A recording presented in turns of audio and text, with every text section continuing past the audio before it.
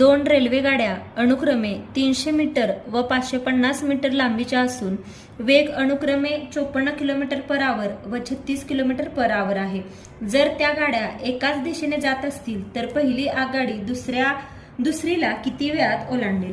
आता सर्वात पहिला काय बघायचं, एक रेल्वे दिले की दोन रेल्वे दिलेत। आपण नेहमी वेगापासून चालू करतो आणि 3 गोष्टी नेहमी लक्षात ठेवायच्या होत्या आपल्याला। त्यातलं काय होतं, एक होतं दिशेचं, जर समान दिशा असली तर वेगांची होते वजाबाकी आणि जर विरुद्ध दिशा असली तर वेगांची होते बेरीज। आता इथे सर्वात पहिला बघायचं दिशा कशा दिलेत आपल्याला, या कशा आहेत एकाच दिशेने, म्हणजे जर दिशा समान आहे तर वेगांची काय होणार, इथे वजाबाकी होणार।